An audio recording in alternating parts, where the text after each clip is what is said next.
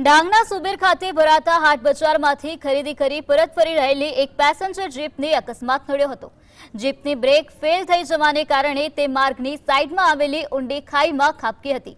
આ દુર્ઘટનામાં કુલ 13 મુસાફરો ઇજાગ્રસ્ત થયા હતા। તેમાંથી 10 પેસેન્જરોને સામાન્ય ઈજા થતા તાત્કાલિક સુબીર સામૂહિક આરોગ્ય કેન્દ્રમાં સારવાર અર્થે ખસેડવામાં આવ્યા, જ્યારે અન્ય 3 પેસેન્જરોની હાલત ગંભીર હોવાથી તેમને વધુ સારવાર માટે આહવા સિવિલ હોસ્પિટલ ખાતે રિફર કરવામાં આવ્યા છે।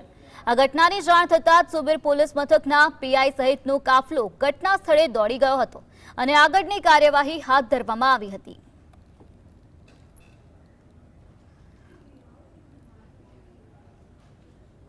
ભરૂચના હાંસોટ પંથકમાં ધોધમાર વરસાદના પગલે કંટિયાળચાલ ગામ જળબંબાકારની સ્થિતિ સર્જાઈ છે અને ઘરોમાં પાણી ઘૂસી જવાથી ઘરવખરીને વ્યાપક નુકસાન પહોંચ્યું। સતત વરસી રહેલા મુશળધાર વરસાદના કારણે ગામના રાઠોડવાસ સહિતના અનેક નીચાણવાળા વિસ્તારો પાણીમાં ગરકાવ થયા છે, જેના લીધે સ્થાનિકોનું જનજીવન સંપૂર્ણપણે પ્રભાવિત બન્યું। અચાનક પૂર જેવા પાણી ભરાઈ જતા રહેવાસીઓને ભારે હાલાકીનો સામનો કરવો પડ્યો છે। આ આકાશી આફતમાં ગામનું પ્રાથમિક આરોગ્ય કેન્દ્ર પણ પાણીમાં ડૂબી ગયું। મુશ્કેલીમાં મુકાયેલા સ્થાનિક લોકો દ્વારા તાત્કાલિક પાણીના નિકાલની વ્યવસ્થા કરવા તેમજ અસરગ્રસ્તોને વહીવટી તંત્ર તરફથી જરૂરી સહાય પૂરી પાડવાની ઉગ્ર માંગ કરવામાં આવી છે।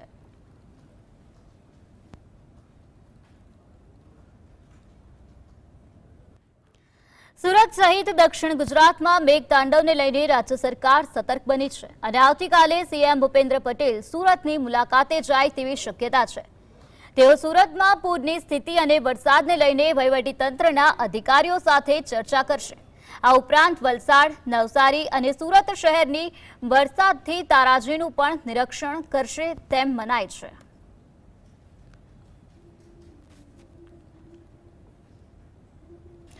સુરતમાં રેકોર્ડ બ્રેક વરસાદે સમગ્ર શહેરને ઠપ કરી દીધું છે। સુરત શહેરમાં સવારે 6 થી રાત્રે 8 વાગ્યા સુધીના 14 કલાકમાં 13 થી 14 ઇંચ વરસાદ પડ્યો। પલસાણામાં 18 ઇંચ અને કામરેજમાં 16 ઇંચ વરસાદથી પરિસ્થિતિ વધુ વિકટ બની છે। નીચાણવાળા વિસ્તારોમાં પાણી ભરાતા જનજીવન ખોરવાઈ ગયું છે। જિલ્લા કલેક્ટર તેજસ પરમારે જણાવ્યું કે વહીવટીતંત્ર હાઈ એલર્ટ પર છે।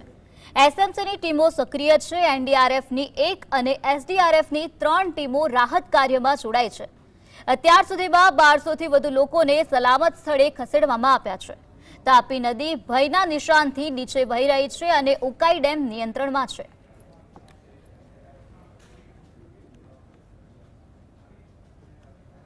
સુરત શહેરમાં ખાડીના પાણી ભરાઈ જવાથી સર્જાયેલી પૂર જેવી સ્થિતિમાં જનજીવન અસ્તવ્યસ્ત બન્યું છે, ત્યારે કતારગામ વિસ્તારમાં ફસાયેલા લોકોને સુરક્ષિત બહાર કાઢવા માટે એનડીઆરએફની ટીમ યુદ્ધના ધોરણે કામગીરી કરી રહી છે। સતત વરસી રહેલા વરસાદ અને ખાડીના પાણીના તેજ પ્રવાહને કારણે અનેક સોસાયટીઓ અને ઘરોમાં પાણી ઘૂસ્યા છે। આ કપરા સમયમાં એનડીઆરએફના જવાનોએ હોડીની મદદથી પૂરગ્રસ્ત વિસ્તારોમાં પહોંચીને વૃદ્ધો, મહિલાઓ અને બાળકો સહિત અનેક લોકોને બચાવીને સલામત સ્થળે ખસેડ્યા।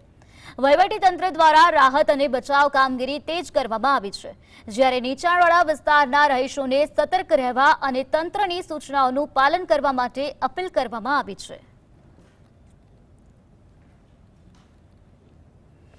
વલસાડમાં ભારે વરસાદને કારણે મધુબન ડેમના 10માંથી 8 દરવાજા 4 મીટર સુધી ખોલવામાં આવ્યા છે અને દમણગંગા નદીમાં 1,24,764 ક્યુસેક પાણી છોડાતા તંત્ર દ્વારા નદી કાંઠાના વિસ્તારોમાં હાઈ એલર્ટ જાહેર કરવામાં આવ્યું। ઉપરવાસમાં સતત વરસી રહેલા વરસાદને લીધે ડેમની જળ સપાટી 73 મીટર પર પહોંચી છે, જેના કારણે દમણગંગા નદીના જળસ્તરમાં ઝડપી વધારો થવાની સંભાવના છે। આ પરિસ્થિતિને પગલે વાપી, ઉમરગામ અને કપરાડા તાલુકાના નદી કાંઠાના ગામોને સાવધ કરી લોકોને નદીના પટમાં ન જવા અપીલ કરવામાં આવી। જિલ્લા વહીવટીતંત્ર, આપત્તિ વ્યવસ્થાપન, પોલીસ અને ફાયર બ્રિગેડની ટીમોને સ્ટેન્ડ બાય રાખવામાં આવી છે। પશુપાલકો અને ખેડૂતોને સુરક્ષિત સ્થળે ખસી જવા માઇક દ્વારા સૂચના આપવામાં આવી।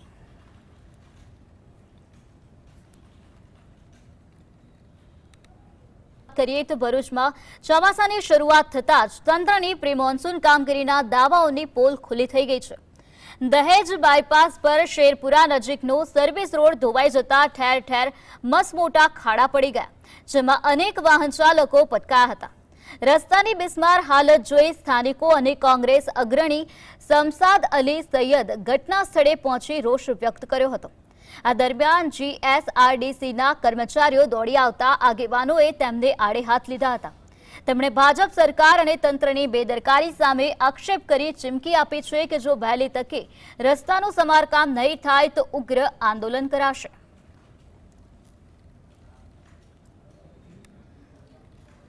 અંદર તેમજ ભરૂચના તમે આ પરિસ્થિતિ જોઈ રહ્યા છો ને આ પરિસ્થિતિનો ભોગ નાગરિક પ્રજા બને છે ત્યારે આજે ભરૂચના આજે બાયપાસના ફ્લાયઓવરની પાસેનો સર્વિસ રોડ પર કરોડોના રૂપિયાના ખર્ચે વારંવાર અહીંયા રસ્તો બને છે અને રસ્તો દર વરસાદે ધોવાઈ જાય છે।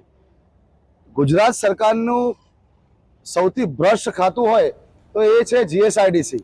તો સુરતમાં આમ તો મેઘરાજાએ વિરામ લીધો, પરંતુ સતત બીજા દિવસે પણ સુરતના કેટલાક વિસ્તારોમાં પાણી ભરાયેલા જોવા મળ્યા। પોશ વિસ્તાર ગણાતા વેસુમાં સતત બીજા દિવસે રસ્તા પર પાણી ભરાઈ રહેતા વાહન ચાલકો મુશ્કેલીમાં મુકાયા। પ્રી મોન્સૂન કામગીરીના દાવા વરસાદ રોકાયાના 24 કલાક બાદ પણ પાણીમાં વહી ગયા। તો આ તરફ પાંડેસરા વિસ્તારમાં આવેલા લક્ષ્મી હોમ્સમાં પાણી ભરાઈ જતા સર્જાયેલી કટોકટી વચ્ચે પાંડેસરા પોલીસ દેવદૂત બની અને પોલીસ સ્ટેશનના પીઆઈ કેડી જાડેજા અને તેમની ટીમે ત્વરિત કાર્યવાહી કરી એનડીઆરએફની મદદથી બોટ મારફતે 100 જેટલા લોકોને સુરક્ષિત સ્થળે ખસેડ્યા। બચાવ કામગીરીમાં ખાસ ગંભીર પરિસ્થિતિમાં ફસાયેલા 2 સગર્ભા મહિલાઓ, 2 વૃદ્ધો, 2 બીમાર મહિલાઓ તેમજ માત્ર 25 દિવસના નવજાત બાળક સાથેની એક માતાને અત્યંત સાવચેતીપૂર્વક રેસ્ક્યુ કરી સલામત જગ્યાએ પહોંચાડાયા। સ્થાનિક પોલીસ અને આપત્તિ વ્યવસ્થાપન ટીમની આ સમય સૂચકતા અને ત્વરિત મદદના કારણે મોટી દુર્ઘટના ટળી છે અને અસરગ્રસ્તોએ રાહતનો શ્વાસ લીધો।